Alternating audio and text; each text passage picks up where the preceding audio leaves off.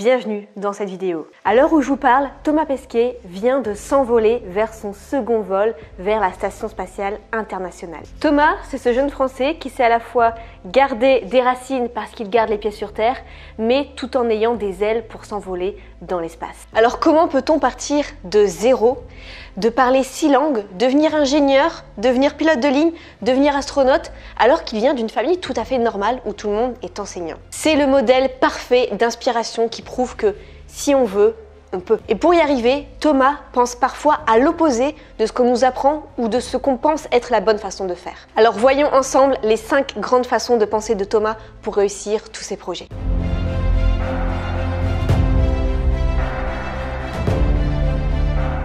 Premièrement, ne pas avoir peur de la difficulté.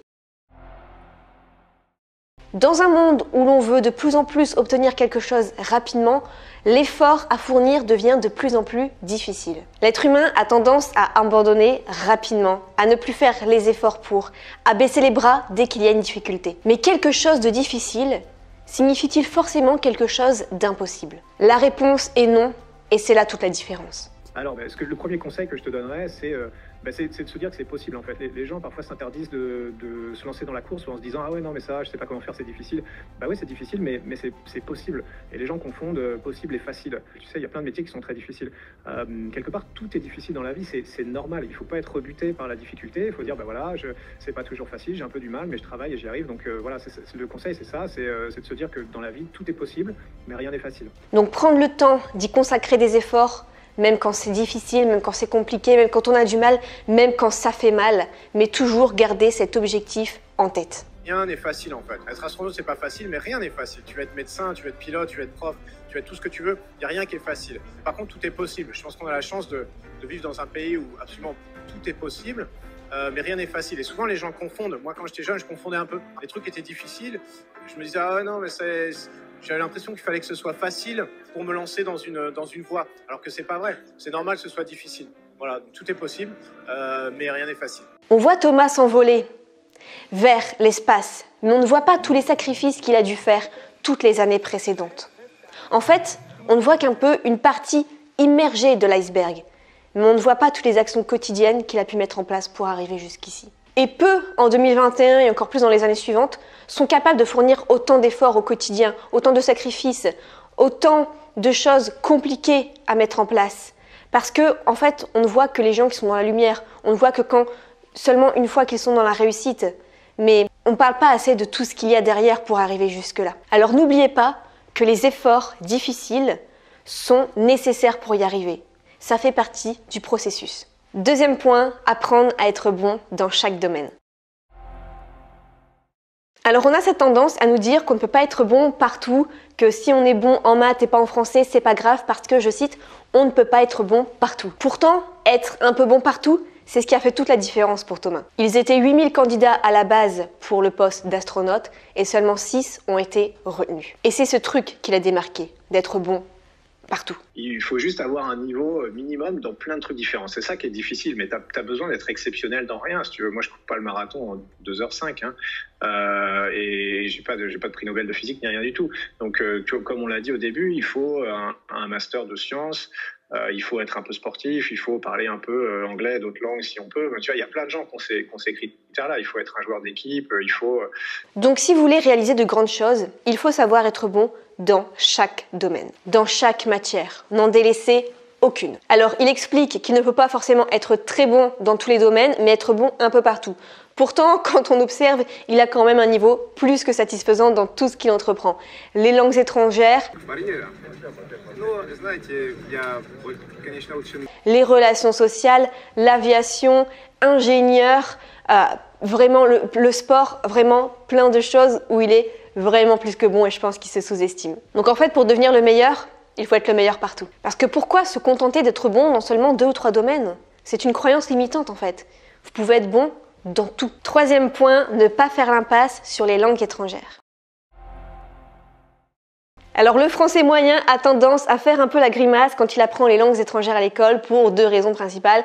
De 1, parce que c'est difficile et de 2, parce qu'il ne voit pas forcément l'intérêt à court terme. Mais pourtant, sur le long terme, ça sert extrêmement. Donc moi, chez moi, à Cologne, dans notre base, ça parle toutes les langues. Tu vois, il y a des Italiens, des Allemands, des Français, des Danois, des Anglais. On communique dans plusieurs langues différentes. Ça, c'est très important. Et ensuite, tu vois, dans le programme de la station spatiale, il y a des Russes, des Américains, et donc les langues étrangères. Dans le milieu des astronautes et le milieu de l'espace, c'est très important, mais dans tous les métiers, tu sais, il faut absolument parler les langues étrangères, ça c'est super important. Et de mon côté, c'était pareil. Même à la fac, j'ai passé un test, j'avais un niveau A1 quand même en anglais. Et c'est seulement maintenant, depuis 4 ans, que j'apprends l'anglais parce que je me rends compte que c'est vraiment nécessaire pour mon domaine, pour apprendre le marketing. Aujourd'hui, je lis des livres en anglais, j'ai des amis américains, je me forme en marketing en anglais. C'est vraiment une compétence nécessaire et pour moi, ça va l'être de plus en plus dans tous les métiers. Alors, est-ce que c'est facile pour moi à cet âge-là? Non. Mais c'est vraiment un intérêt fondamental de savoir parler au moins anglais. Et pour se préparer à être astronaute, Thomas a dû apprendre plusieurs langues.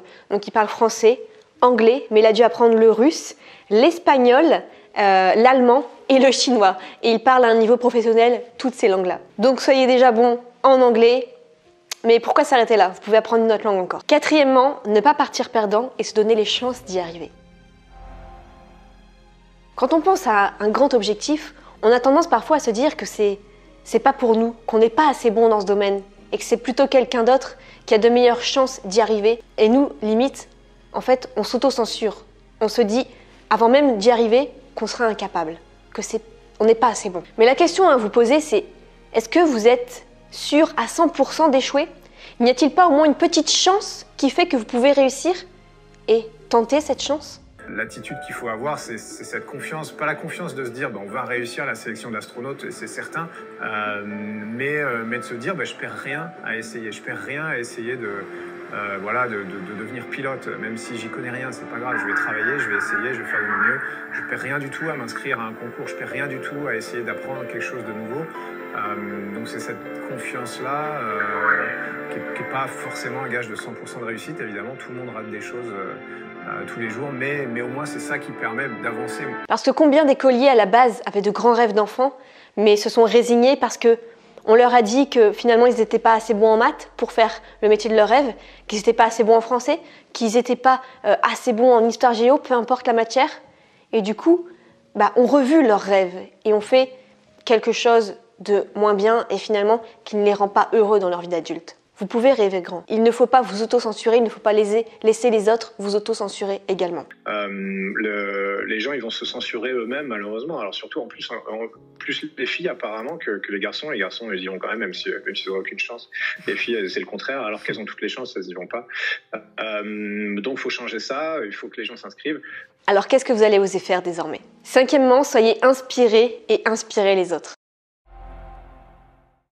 Le bonheur, pour moi, c'est aussi progresser. C'est se donner vraiment les chances d'y arriver à notre rêve. Même si c'est difficile, même si on n'a pas le bon environnement, même si on n'a pas toutes les capacités, on travaille pour, on ne lâche rien. Et quand on ne lâche rien, qu'on croit très fort en son rêve et qu'on fait tout pour y arriver, on inspire aussi naturellement les autres. Donc notamment, ça rend heureux, mais aussi ça inspire les autres. Et c'est aussi un des messages que veut faire passer Thomas. Mais on veut aussi partager le rêve, essayer de leur montrer l'expérience unique qu'on est en train de vivre, en envoyant des photos, en filmant et en essayant vraiment de communiquer ça avec le plus grand nombre. Donc soyez un exemple déjà pour vos enfants, pour vos parents, pour votre famille, pour vos amis, pour votre collègue, et à plus grande échelle si vous le souhaitez vraiment. Et avant tout, soyez un exemple pour vous-même, pour ne pas mourir plein de regrets.